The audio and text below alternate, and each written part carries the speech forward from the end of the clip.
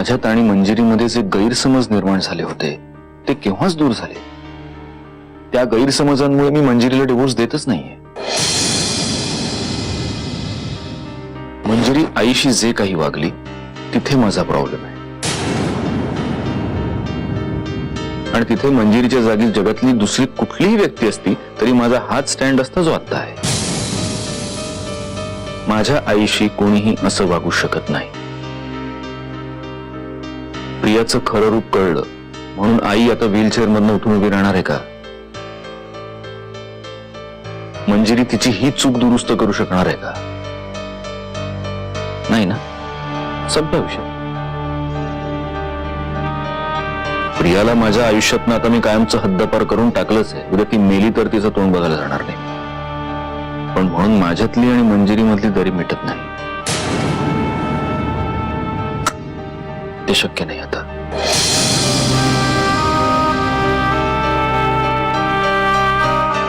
ते पण तुझा आणि मंजिरी वहिनींचा घटस्फोट होऊ नये म्हणूनच एवढा सगळा आटापिटा केला आम्ही. आणि एवढं वास्तव समोर येऊन सुद्धा तू विहंगा,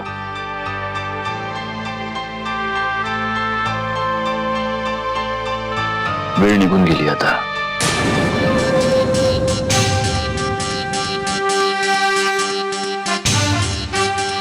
आलीस?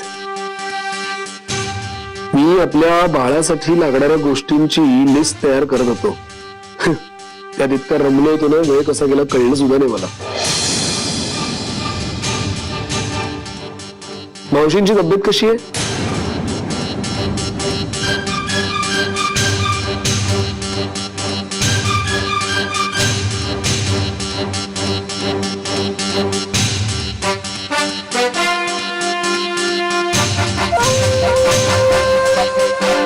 काय ग, मी काय विचारतोय? मावशींची तब्येत कशी आहे? आणि फोन नाही केलास तुम्हाला? प्रवासात काही त्रास झाला तुला? त्रासच झालाय. जेव्हापासून आपलं लग्न झालंय ना तेव्हापासून त्रासच होतोय मला. एक दिवस म्हणून सुखाचा गेला नाही. मला वाटलं नव्हतं माझ्या आयुष्यात असं काहीतरी घडेल. काय झालंय? कोण काही बोललं का तुला? माझ्यावर पुन्हा राग काढतेस ते? सुहास, तुझ्याशी लग्न करणं ही माझ्या आयुष्यातली सगळ्यात मोठी चूक होती. माती झाली माझ्या आयुष्याची. राख रांगोळी केलीस माझ्या फिलिंग्सची. काय बोलतेस तू? माझं नशीब फुटकं ना म्हणून तुझ्यासारख्या दळभद्री माणसाशी लग्न केलं मी.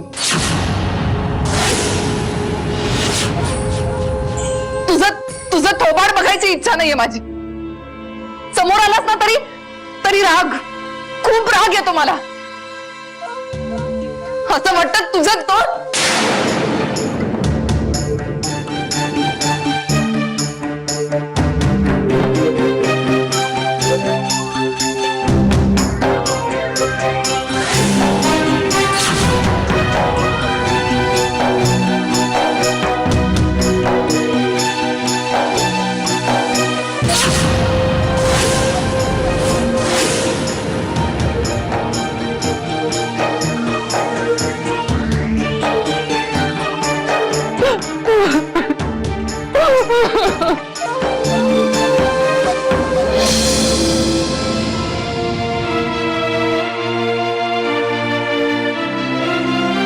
विहंग आणि नेत्रा, आज तुम्ही जे काही वागलात ना त्याची किंमत तर तुम्हाला चुकवावीच लागेल. सत्यजित, जिच्यावर तू जीव ओवाळलास त्या मंजिरीने जरी तुझी साथ सोडली तरी मी नाही सोडणार. हे सगळं इतक्या लवकर संपणार नाही. आता तर खरी सुरुवात झाली. सुहासला माझ्यापासून वेगळं करून पुन्हा नव्याने सुरुवात करीन मी. इतकी सहजासहजी मी माघार नाही घेणार. आजचा दिवस माझा नसला तरी काय झालं, एक दिवस येईल, नक्की येईल.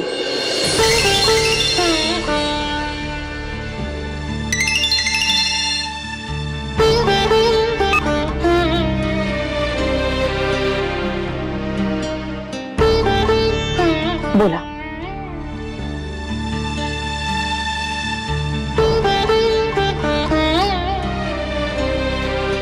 ठेवू मी फोन? नाही नको.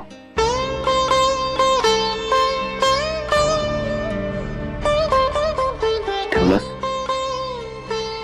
बोला ना. काय नाही, थोडा इमोशनली दुबळा पडलो होतो म्हणून फोन केला. नशा करणाऱ्या माणसाचं कसं होतं, नशा करायची नाही, नशा करायची नाही, नशा करायची नाही असं तो मनाशी निग्रह करतो, आपलं मन दुसरीकडे वळवण्याचा प्रयत्न करतो, स्वतःला समजावतो आणि यश आलं असं वाटत असताना अचानक तो दुबळा क्षणतो. मग त्याचे हात दारूच्या ग्लासाकडे वळतात, सिगरेटचा झुरका घेतला जातो, पाय आपोआप जुगाराच्या अड्ड्याकडे जातात. माझंही तसंच झालं थोडस.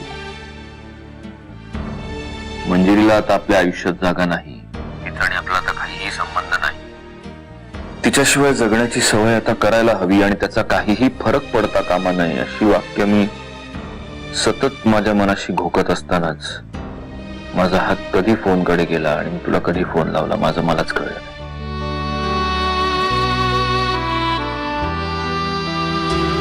आता बोलताना सुद्धा तुम्ही माझी तुलना दारू, सिगरेट, जुगार यांच्याशीच केली. ज्या माणसाला या सगळ्याची नशा असते ना मंजिरी, त्याच्यासाठी या गोष्टी म्हणजेच त्याचं आयुष्य असतं, जशी माझ्यासाठी तू होतीस, आहेस.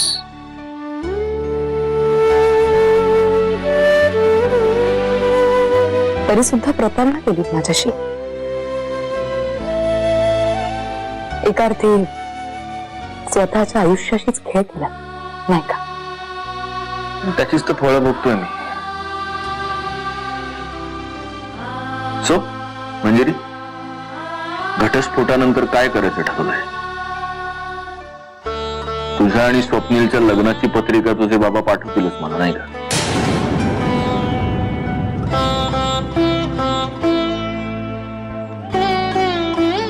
तुम्ही खरंच इमोशनली दुबळे झालात म्हणून फोन केलात की?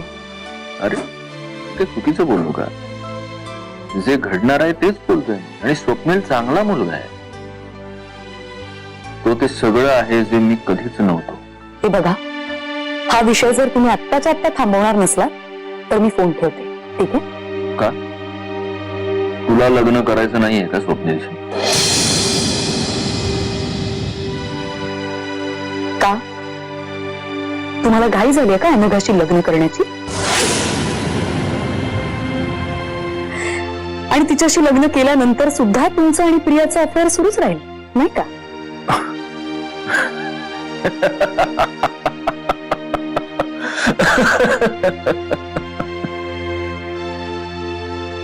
वा वा वा वा मंजिरी बाई वा.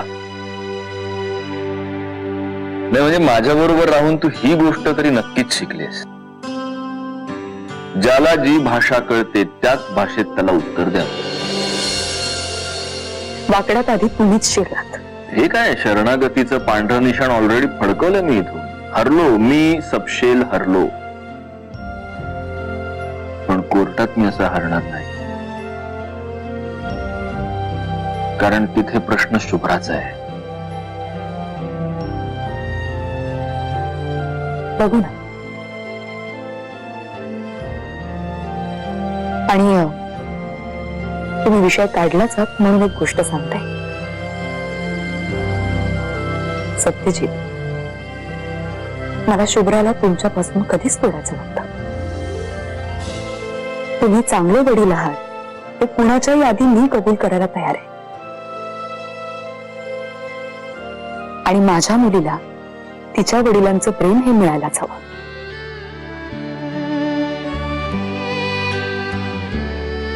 हा, आता तिला भेटण्यावरून तुमच्यावर जे काही बंधन आहेत त्याला फक्त तुम्ही आणि तुम्हीच जबाबदार आहात.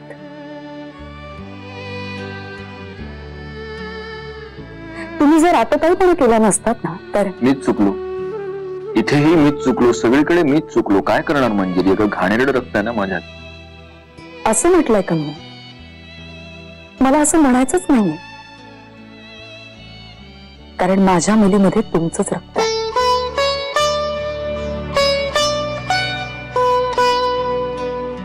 आणि तरीही तू तिला तोडतेस माझ्यापासून. ठेव मी फोन. मला माहित होतं तू हेच बोलणार. तुम्ही मोकळेपणाने फोन केलात म्हणून एक गोष्ट मी मोकळेपणाने सांगते तुम्हाला.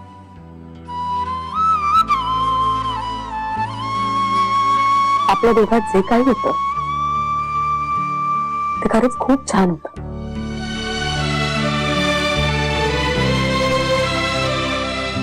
ते संपतंय याचं दुःख आहे मला, पण ते संपू नये म्हणून तुम्ही किंवा मी आपण दोघे काहीच करू शकत नाही.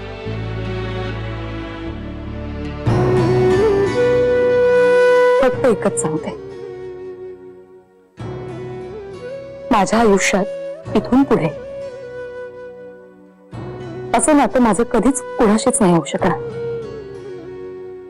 कुणाशीच नाही.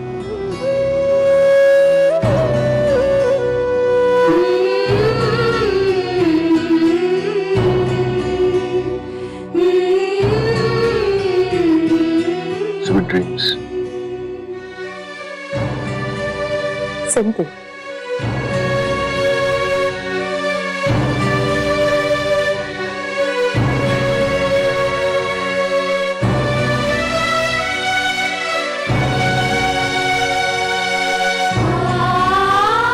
मंजिरी,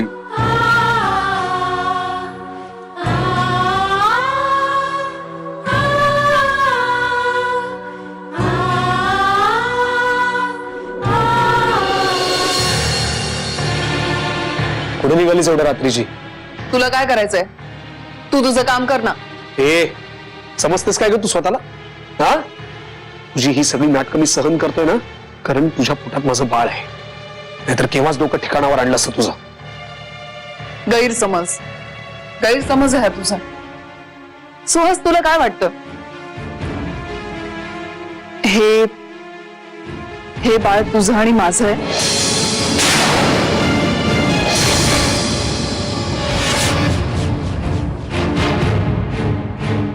नाही,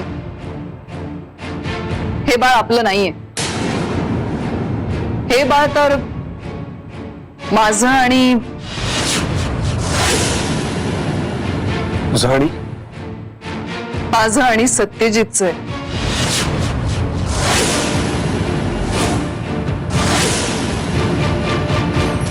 सत्यजित मुधोळकरचं. म्हणजे किती दिवस तू मला फसवलं, अंधारात ठेवलं.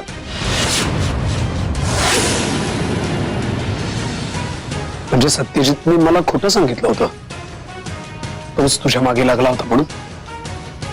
तुमचं दोघांचं एकमेकांवर प्रेम होतं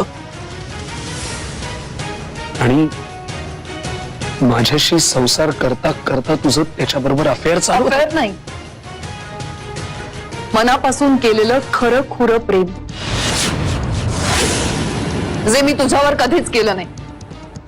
चालती हो माझ्या घरातून. आतापर्यंत तू विनाकारण कांगावे करायचीस, उलट सुलट बोलायचीस. मला असं वाटलं होतं की तो तुझा स्वभाव आहे, होईल सगळं सुरळीत होईल हळूहळू. पण तू माझा विश्वासघात केलास. तुझ्यासाठी मी माझ्या आयुष्याची, माझ्या करिअरची दिशा बदलली. माझी अमेरिकेची संधी, माझं प्रमोशन, सगळं नाकारलं. त्याचे हे असे पांग फेडतेस तू? No, enough is enough. माझ्या सहनशक्तीचा अंत झाला आता. त्या सत्यजित मुधोळकरचं मूळ मी माझ्या घरामध्ये वाढवू?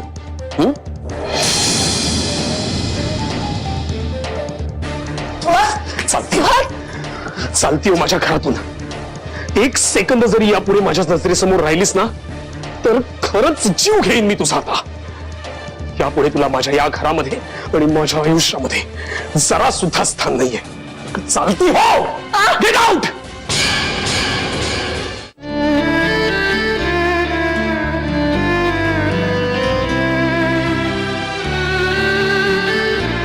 सत्या, निघालास? होय. आधीच बी बघावं लागल असं वाटलं नव्हतं. डोळे भरून तुझा संसार बघावा,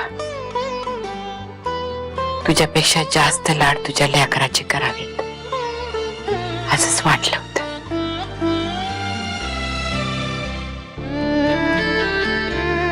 नियतीच्या मनात हे सुख द्यायचं नव्हतं. क्षणात होत्याचं नव्हतं, होऊन गेलं. आजी, आता करायचे ते समधी प्रयत्न करून झाले. आता ह्योच शेवटचा मार्ग आहे, कळलं?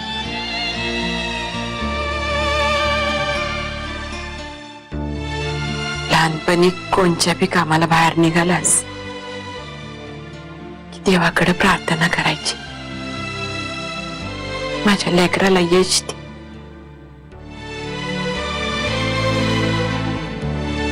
आणि मी आई विसरले तर तू आठवण करून द्यायचास.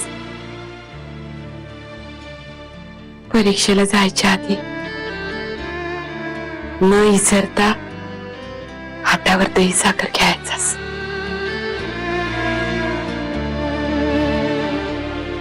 पण आता आयुष्यातली एवढी मोठी परीक्षा द्यायला निघालास,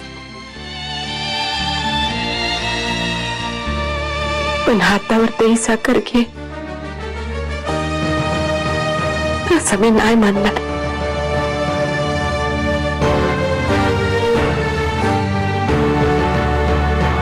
कोणत्या तोंडानं म्हणू यशस्वी हो म्हणून? आजी, आज यशस्वी व्हावंच लागल, कारण आज यशस्वी झालो तरच आपली शुभ्रा आपल्याकडे परत येईल. माझ्यापेक्षा माझ्या लेकराचे जास्त लाड करायचे नव्हतं तुला.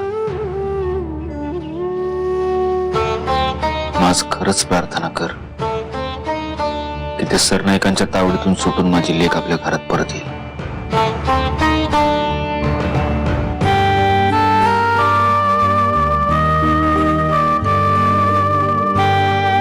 चल, येतो मी. सांभाळून जा.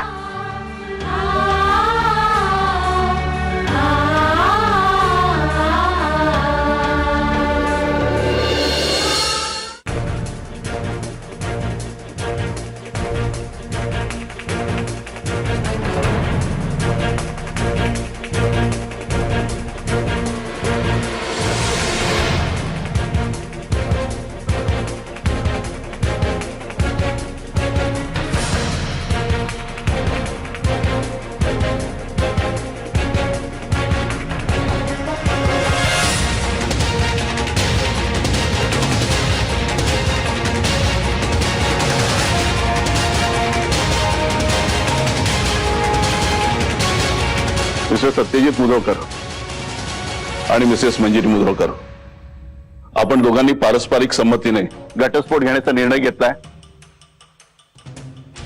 हो युअर ऑनर. मिस्टर सत्यजित. हो your honour. Advocate Mahabale, you may proceed. Your honour, माझ्या अशील सौ मंजिरी मुधोळकर, पूर्वाश्रमीच्या मंजिरी सरनाईक यांचा श्री सत्यजित मुधोळकर यांच्याशी 22 एप्रिल 2012 रोजी विवाह झाला. श्री सत्यजित मुधोळकर हे अत्यंत तापट स्वभावाचे, अत्यंत संशयी, अत्यंत हेकट या स्वभावाचे होते. आणि माझ्या अशील सौ मंजिरी मुधोळकर यांना या गोष्टीचा प्रचंड मानसिक त्रास होत होता. तरी देखील त्यांनी आपला संसार गेली 1.5 वर्ष अत्यंत नेटानं आणि प्रेमानं करण्याचा प्रयत्न केला. लग्नानंतर 1 वर्षाच्या अवधीतच त्याने एका अपत्याला जन्म दिला.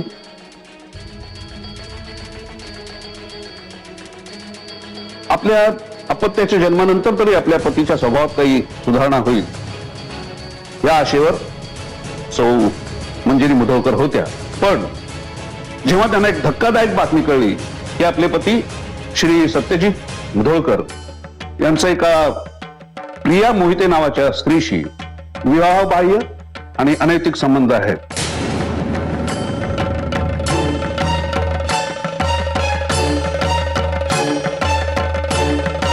तेव्हा मात्र त्यांच्या सहनशक्तीचा कडेलोट झाला.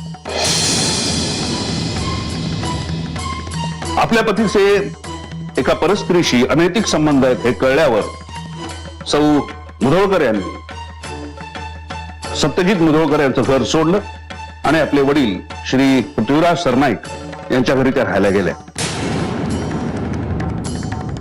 आपल्या देशातल्या अनेक महिलांवर किंवा पुरुषांवरही वेस्टर्न संस्कृतीचा कितीही पगडा असला तरी आपला पती हाच परमेश्वर आहे आणि संसार म्हणजेच सर्वस्व असं मानणाऱ्या कोट्यवधी स्त्रिया आजही आपल्या देशात आहेत. युवराव, शेवटी सौभाग्यवती मंजिरी मुधोळकर यांनी आपल्या पतीपासून फारकत घ्यायचं ठरवलं आणि त्यासाठी तसं अर्जही केलं. आणि आश्चर्याची गोष्ट म्हणजे श्री सत्यजित मुधोळकर यांनी त्या गोष्टीला दुजोरा दिला. यावरूनच हा माणूस काय स्वभावाचा असेल हे युअर ऑनर आपल्या लक्षात आलं असेलच. आणि आपल्या हट्टी स्वभावाला अनुसरून त्यांनी आपली मुलगी शुभ्रा हिची कस्टडी मागितलेली आहे. आता अशा विक्षिप्त हेकेकोर हेकट माणसाकडं आपल्या मुलीची कस्टडी देणं कितपत योग्य आहे हे न्यायालय ठरवेलच. तेव्हा मी न्यायालयाला ही विनंती करतो की त्यांनी उभय पक्षाचं बोलणं ऐकून घ्यावं आणि योग्य तो निर्णय द्यावा. That's all your honour. Okay. Advocate Kiran.